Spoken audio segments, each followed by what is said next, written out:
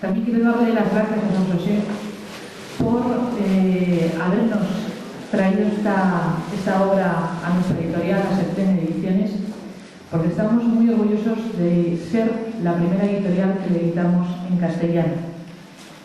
Más cuando a nosotros también nos hubiese gustado, si se hubiese dado el caso que nosotros editásemos en asturiano, también haberle editado. Pero que nos haya escogido a nosotros para sacar esta novela realmente nos llena de orgullo, Joan.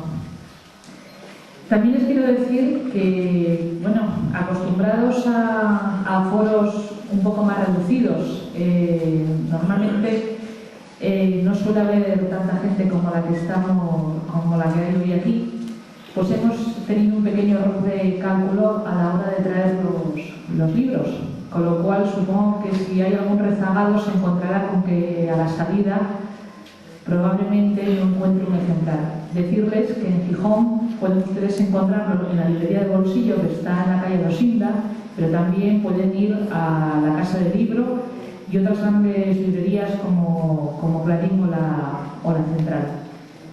Bueno, no me quiero demorar más, agradecerles su presencia hoy aquí y le cedo la palabra a Fernando Canillado. Muchas gracias. Presentar la primera novela de San José Sánchez Vicente en castellano resulta una comprometida pero estimulante tarea. No pretendo descubrirles al más prolífico de los escritores asturianos y asturianistas de nuestro tiempo, ni intento ofrecer más alternativa que la de leer su magnífica novela, en el más literal de los sentidos. Me siento obligado a iniciar esta intervención, además de agradeciendo a Sánchez Vicente y a su editora haber pensado en mí para este debut literario, me siento obligado a pedir disculpas por mi impericia literaria en el arte de la crítica. Queden para los estudiosos de las letras y de la literatura los rigurosos análisis que se merece esta novela. Y no se espere más de mis palabras que las ligeras impresiones de un periodista afecto al escritor. Como en los clásicos tratados, permítaseme situarles en el contexto de las Asturias que, más allá de lo que algunos se imaginan, une a este presentador al autor. Fue Joan José Sánchez Vicente culpable de quien les habla acabara estudiando el bachiller en un internado en Oviedo. Y casi de que esté aquí como periodista, como hoy. Allá por los años 70, muerto Franco, y a punto de tener que incorporarme al Instituto de Infiesto, corría por nada la leyenda de un tal Barbaroja, un catedrático socialista que cautivaba la juventud y revolucionaba la pacífica y tradicional villa de Infiesto.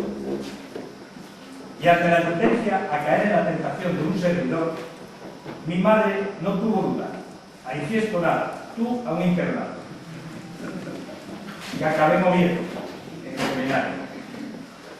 Después, con el correr de los cursos, por los compañeros que se fueron a Infiesto, iba conociendo más de cerca a Joan José. Ya saben, aquel joven catedrático que como militante socialista ejerció de concejal, diputado y miembro del Consejo Regional, con una fructífera trayectoria en la política regional, que evidenció con proyectos como el Museo de Bellas Artes, la Orquesta Sinfónica, y siempre con el frontispicio de la defensa de la cultura asturiana y en especial de su lengua. Ahí está el continuable, el artículo 4 del Estatuto de Autonomía, la Academia de la Lengua y la Ley de Uso y Promoción del Bable del 98. Superada su época roja y asumida la azul, el Partido Asturianista,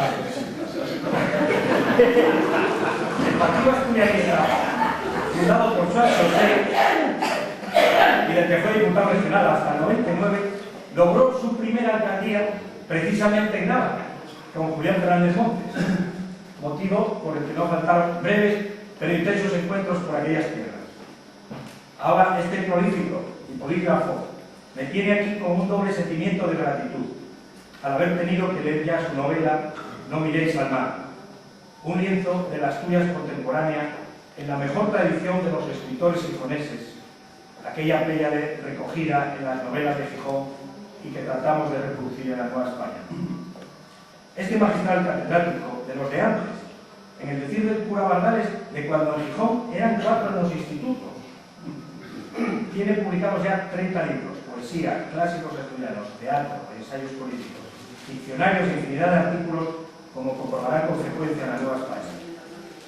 Y en un paréntesis, en su intensa dedicación a la literatura y a las lenguas asturianas, nos sorprende e impacta con una novela en castellano. Excelente profesor, con saberes enciclopédicos y cultivada inteligencia, ameno y divertido, ha tejido una obra con una apasionante historia, una obra de calidad, gracia y buen humor que requiere y ofrece, como los clásicos, variadas lecturas. Sánchez Vicente no vive de espaldas a la historia de su pueblo, cumpliendo aquella exigencia que se fijaba Albert Camus. Vive en y para Asturias, como refleja la historia de José Alfredo Vigil y de su abuelo Laudelino. Una inoportuna llamada de teléfono pone en marcha 2 líneas narrativas que van describiendo, por un lado, las peripecias de José Alfredo Vigil Martín, copropietario de una pequeña empresa de servicios informáticos en su ciudad natal, Sisión. La implantación de la misma en Madrid requiere su traslado allí, donde correrá una compleja experiencia económica, política y personal.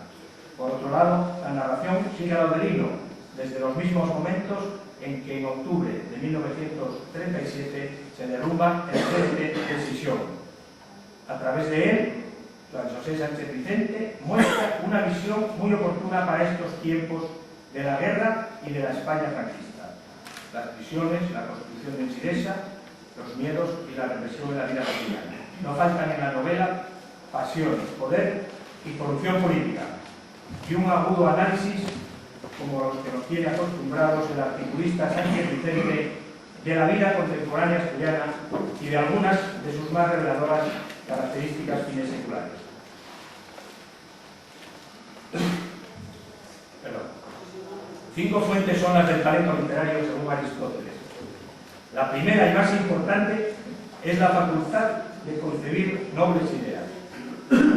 En No miréis al mar no faltan y se plasman con profundidad en los monólogos religiosos o políticos, con su propia visión antropológica y humanística de la actualidad. Se habla en la novela del fracaso de todos con la guerra civil, fracaso que ahora algunos pretenden atribuir solo a una parte.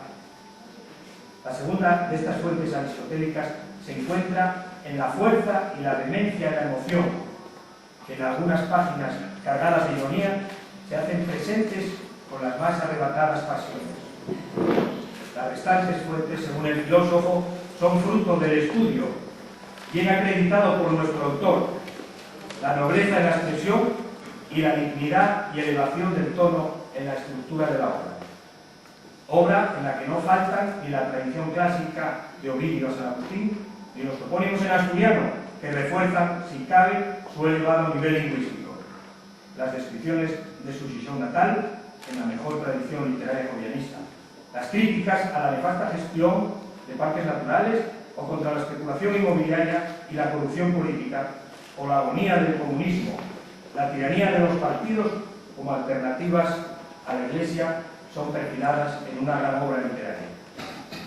Las fuentes aristotélicas del talento literario se encuentran todas, pero ya otros profesores y críticos ahondarán en una obra que no se merece este superficial comentario de una apresurada lectura. Una polifónica novela que, coincido con su autor, resulta un auténtico reto para el lector inteligente. No resta más que un juicio amistoso, poco literario y más bien doméstico. Repito, no resta más que un juicio amistoso, poco literario y más bien doméstico. Compren la primera novela de Juan José Sánchez Vicente en castellano y léanla estas navidades. Atrapa, no se arrepentirán. Les ayudará a comprender un poco mejor el pasado, el presente y el porvenir de Asturias. Muchas gracias.